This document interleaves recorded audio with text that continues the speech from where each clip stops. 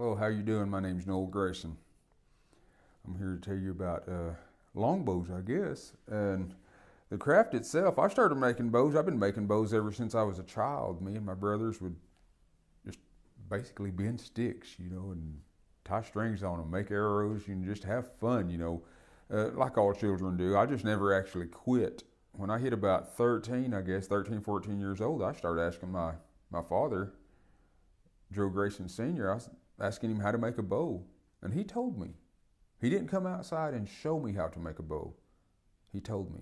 He said, get one growth ring all the way down the bow, get the shape, make it bend evenly. Which is it's the easiest way you can tell somebody, and then just set them loose. Me, myself, it took me a while to figure it all out, but I did. And I'm still learning, okay? I still listen to everybody I can.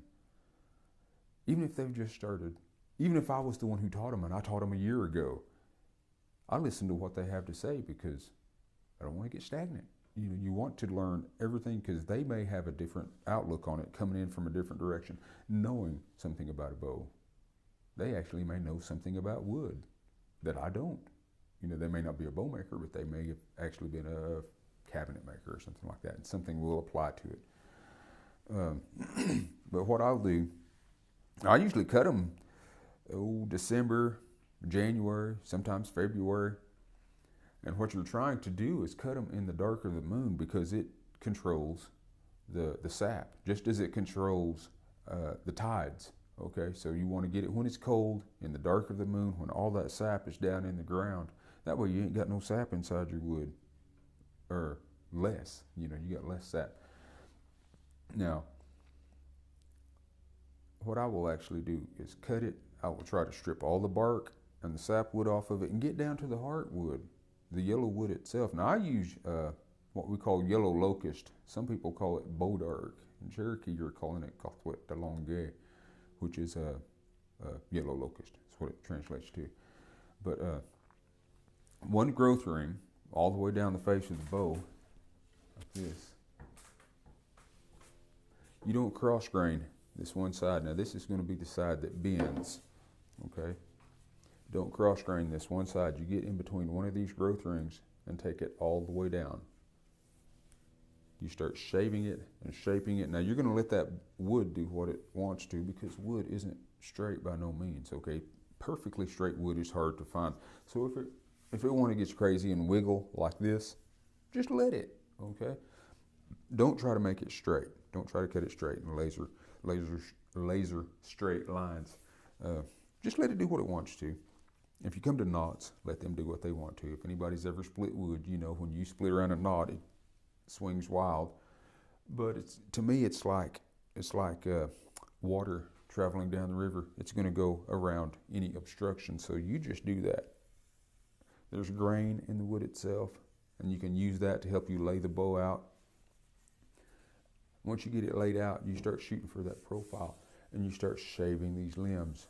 Now, these limbs right here, making these things bend evenly, okay? That is the key because when you make this one bend even and you make this one bend even, they both snap at the same time, so it's going to shoot right, okay? When I'm doing that, I'll actually go through here. And again, this is a trick I picked up off my brother, okay? Use your fingers and just go through there and lightly touch it. And you will feel little knots in the wood that need to be shaved off.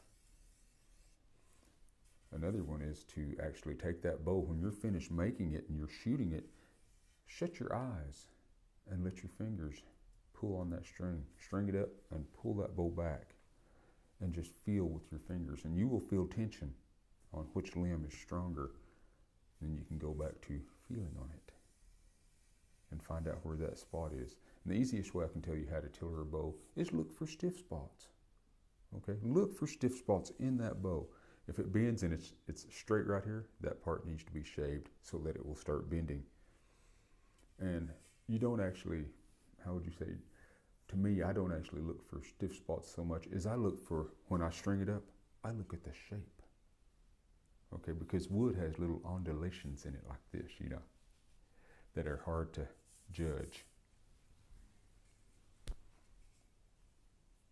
Now, when I'm finished with one of these now, I will take them and rub the entire thing down with bear fat, which is just basically grease. Okay, when you render bear meat, when you cook bear meat, you end up with grease. You just save that grease and use it. And we used grease for a lot of things back then.